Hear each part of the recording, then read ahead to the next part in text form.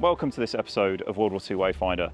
Today I am in the 10th Parachute Battalion's Memorial Garden, just outside of the village of Burrough Hill in High Leicestershire, here in the heart of England.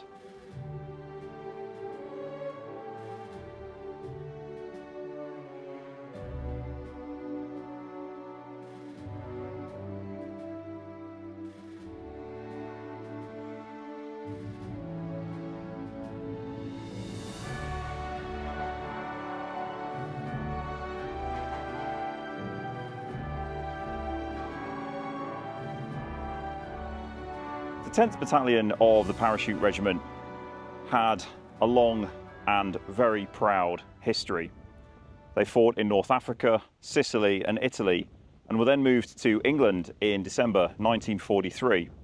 They would spend their time here in the villages around Leicestershire and Rutland, training for a series of operations that were planned and then cancelled as the Allied armies overran their drop zones. On the 18th of September 1944, 80 years to the very day that I'm filming this, they would emplane from Spanhoe in C-47s of the 315th Troop Carrier Group and be dropped at Drop Zone Y on Ginkle Heath into the cauldron of battle at Arnhem.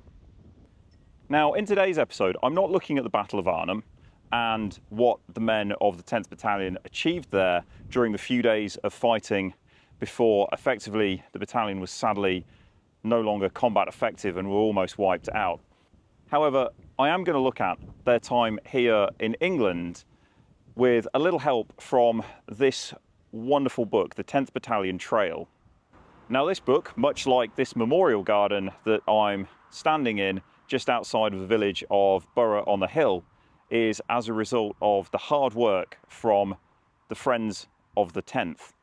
And I will have their details in the description below so you can see the work that they've done and where you can purchase a copy of this. I purchased mine from a nearby cafe just a couple of hundred meters away from this location here at the Memorial Garden at one of their former billets here in Burrough on the Hill.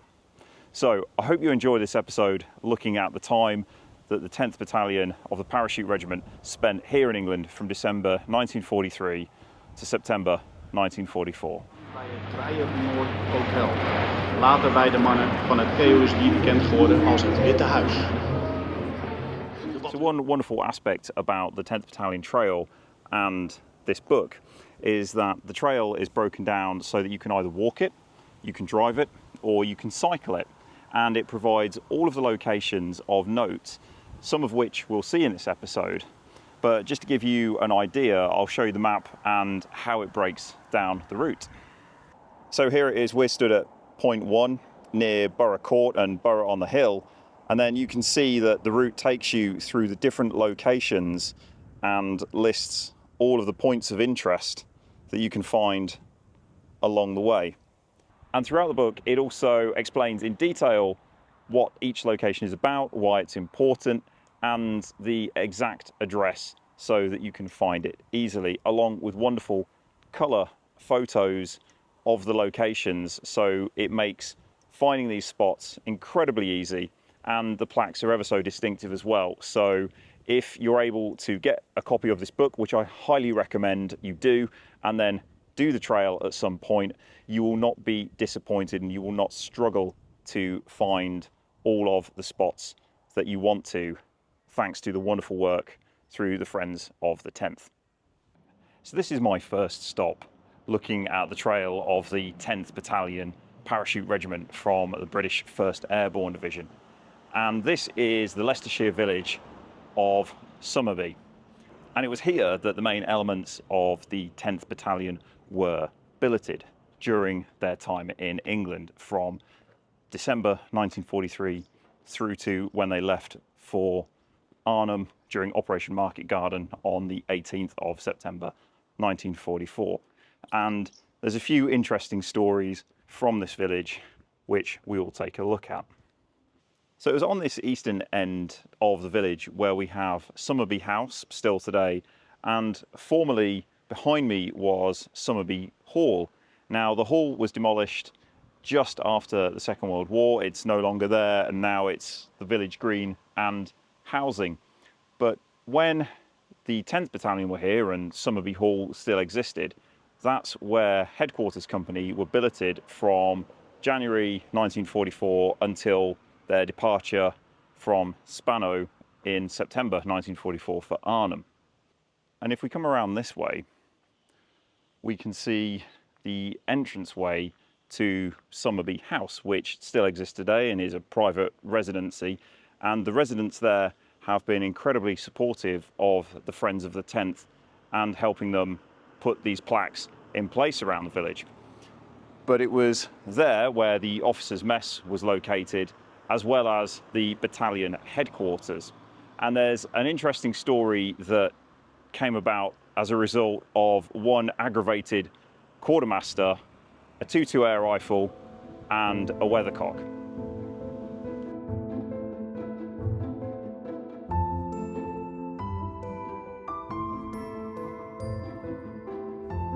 So this is Somerby Church, and it's a beautiful church built in the traditional ironstone that's so common around this region.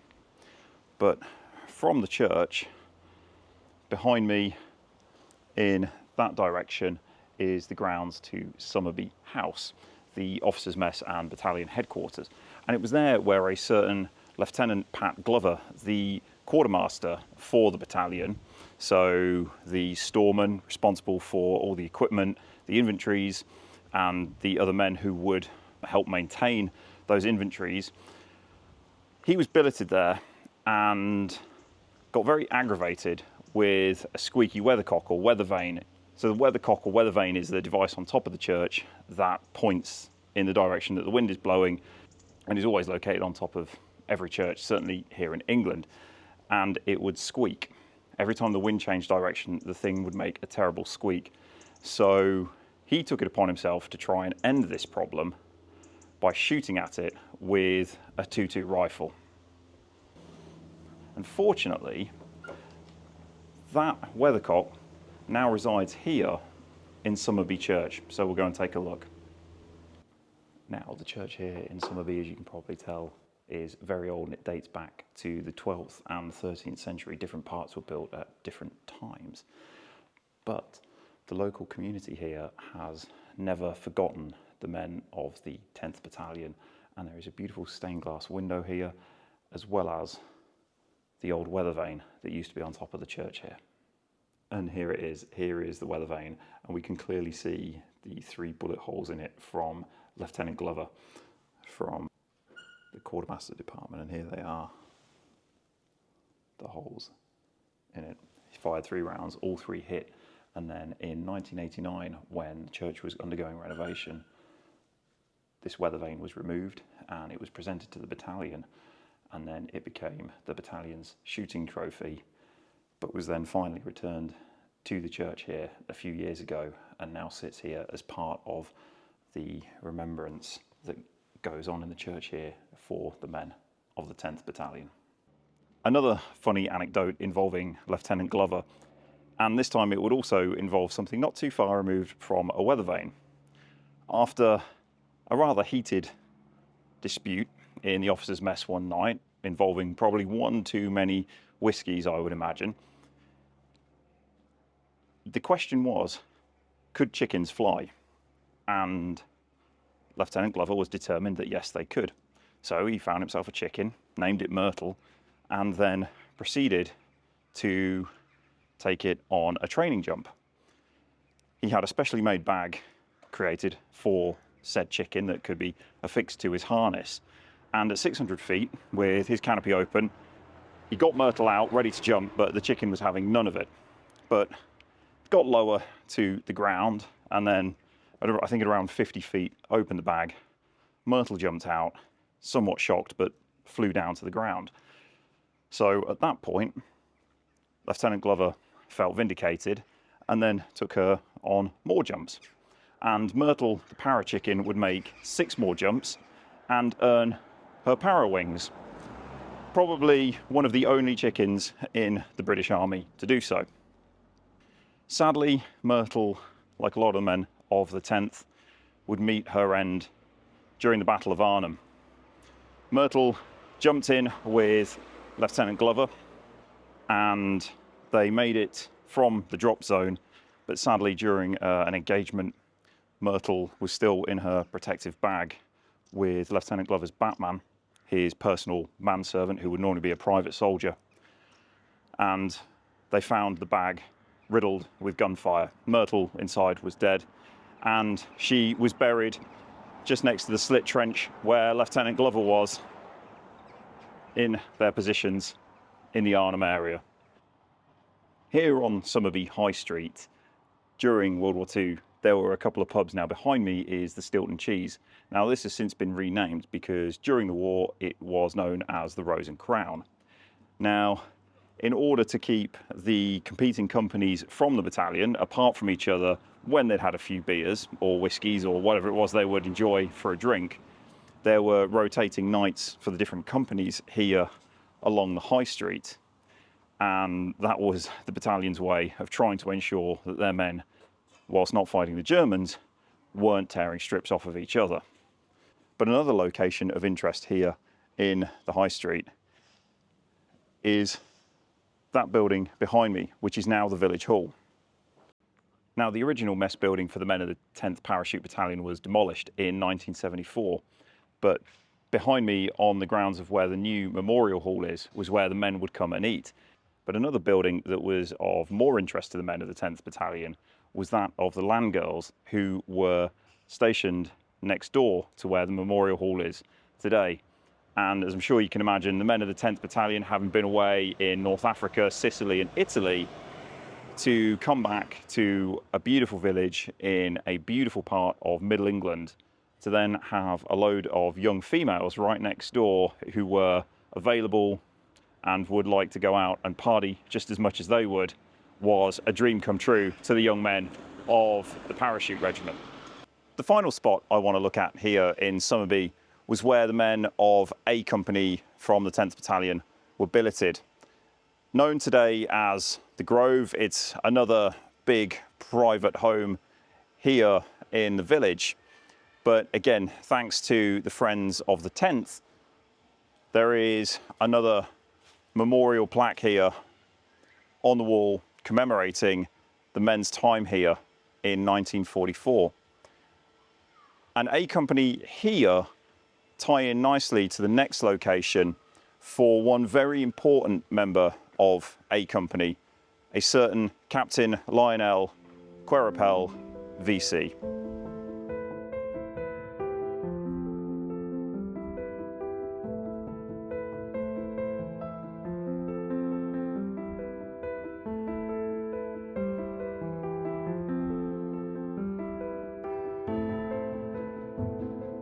So I'm here in the small village of Alston, and it was here that a very special member of the 10th Parachute Battalion was billeted during their time in England. It was in the building behind me where the company commander from A Company of the 10th Parachute Battalion, a certain Captain Lionel Queripel, was billeted during his time here from late December 1943 through to September 1944. And it's quite something to be here because Captain Queripel would be awarded the Victoria Cross for his actions on the 19th of September 1944. However, it would be awarded to him posthumously, meaning that his actions, albeit heroic, would be the cause of his death, and he would never receive the award in person.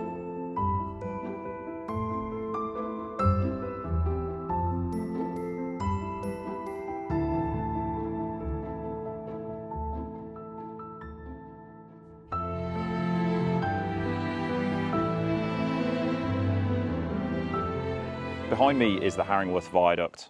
This was one of the last sites that the men of the 10th Battalion would see on their journey from Somerby and the surrounding villages to their airfield at Spanhoe before they departed for the Netherlands. Now, of interest, the viaduct behind me is 1,275 yards long and covers 82 arches in total, and it's still today in 2024 a very impressive piece. So I can only imagine what the men of the 10th Battalion must have thought as they drove these roads heading towards the airfield on that fateful day on the 18th of September 1944. So the final destination in this episode about the 10th Parachute Battalion and their time in England during 1944 before they made the jump into Arnhem as part of Operation Market Garden is here at Spanhoe Airfield in Northamptonshire. Spanhoe began life as a Class A airfield, meaning that it had 3 intersecting runways that would enable aircraft to take off no matter which way the wind was blowing from. And on the 7th of February 1944, the 315th Troop Carrier Group of the 9th Army Air Force moved in here with their C-47s. It would remain here until April 1945. It was also from here where the 1st Independent Polish Parachute Brigade would leave for Arnhem a few days after the initial battle for Arnhem and Operation Market Garden had begun. They were kept grounded here due to unfortunate bad weather throughout a number of days, but then they finally left on the 21st of September, bound for their drop zones at Burrough, just to the southwest of the city of Arnhem. But for the 10th Parachute Battalion, part of the 4th Brigade of the 1st Airborne Division, they would leave here on the 18th of September 1944, bound for Drop Zone Y at Ginkle Heath, and to support the other elements of British 1st Airborne Division and their fight for Arnhem. And it is the 18th of September 2024 while I'm filming this, and it's actually 11 a.m. in the morning, and that was the time when 10 Para were boarding their C-47s of the 34th Troop Carrier Squadron and the 43rd Troop Carrier Squadrons, who would fly them into hell at Arnhem. Now today, Spanhoe is still an active airfield with a small flying club here, but as I walk the old concrete here, at the very time that the men of 10 Para were getting their equipment on and boarding the aircraft, it's quite a humbling experience to be stood here, knowing that those men, those 582 officers and men, would land at Drop Zone Y on Ginkle Heath on the 18th of September, a mere few hours after leaving here, many of whom would not see England again for a long time. Of those 582 men, only 36 returned from Arnhem immediately after the battle. Around 40 more would then escape and make it back to England during that time, but essentially 10 Para, the 10th Parachute Battalion, would cease to exist a mere couple of days after leaving here on the 18th of September 1944. Now sadly today the airfield is private property. I can only walk this part of the track. I don't have permission to get onto the airfield. However, where the memorial is open to the public, so if you're able to make it up here and see the memorial to the 315th Troop Carrier Group, I strongly recommend it. It's in a lovely part of Northamptonshire, and on the memorial are the names of the 54 men of the 315th Troop Carrier Group who would be killed in action, making that ultimate sacrifice during their service here in World War II.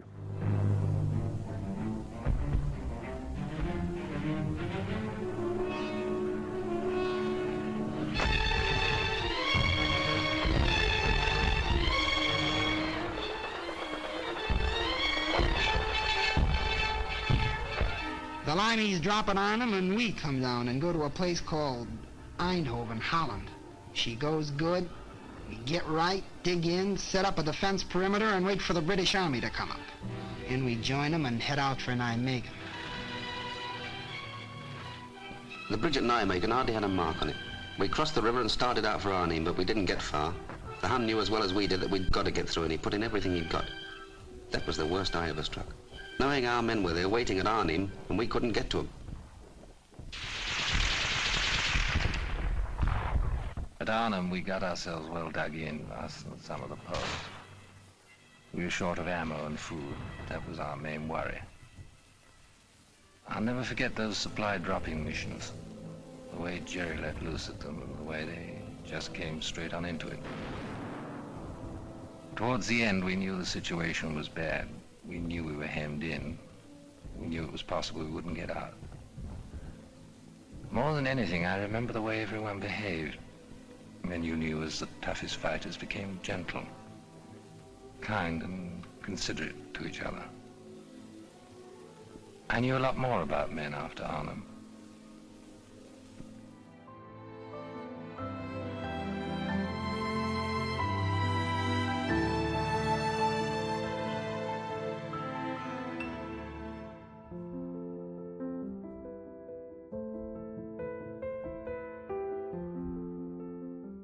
Another nice aspect of the location of the Memorial Garden here, not only that it used to belong to the former Burrough Court and the house there, but into that valley behind me there and the flat ground, that was the drop zone that 10th Battalion would use for all of their practice jumps during their time here in England, training for all those airborne operations that would subsequently be cancelled.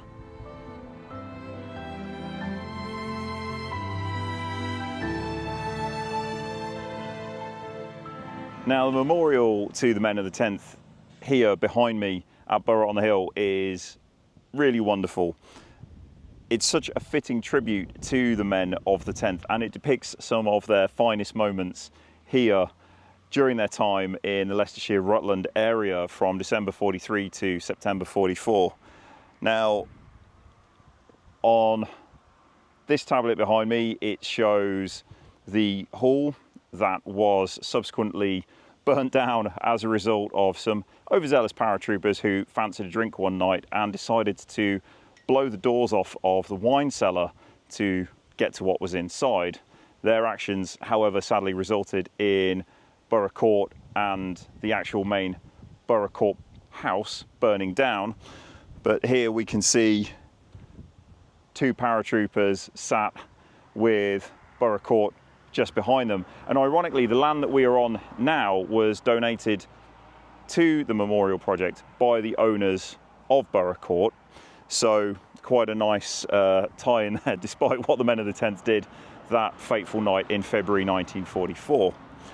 Moving along to the main tablet, we see paratroopers in and around the local village with the land girl here representing their time, enjoying the presence of the land girls in Somerby and all the antics they got up to during that those few months that they were here.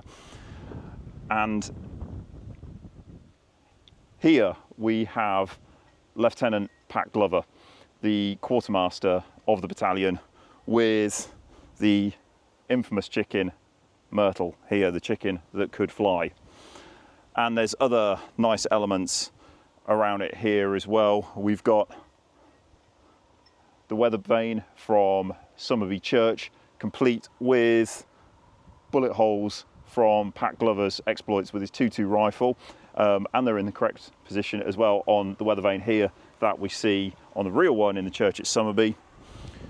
There's also the C-47 here from the 34th Troop Carrier Squadron of the 315th Troop Carrier Group, those troop carriers that would drop them into the cauldron at Arnhem on the 18th of September 1944.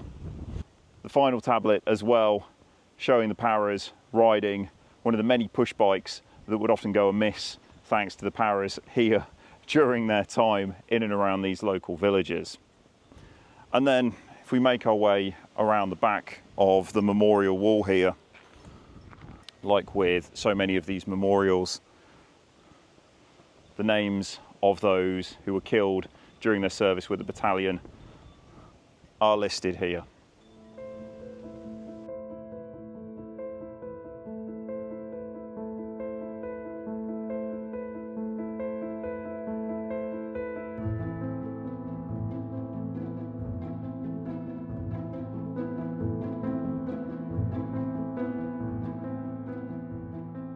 So there's other stories as well and other acts of dedication to the 10th Battalion and the story of Arnhem.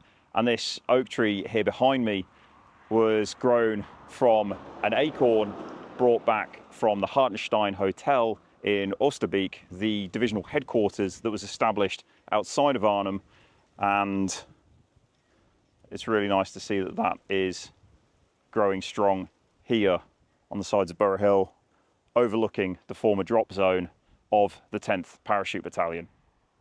Now, this memorial to the men of the 315th, I find particularly poignant. One, I'm originally from Northamptonshire, where their home airfield was at Spanhoe, but the 315th had also been engaged taking the men of the 82nd Airborne into Holland the day before on the 17th of September, and would then finally fly the men of the 1st Polish Independent Parachute Brigade, General Sosabowski's men, into Drop Zone O at Driel on the 21st of September 1944.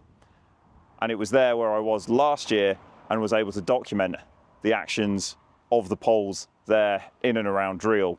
So quite a lot of connection to this unit, and it's wonderful to see their men memorialised here alongside the men of the 10th, who they took into battle that fateful day on the 18th of September 1944.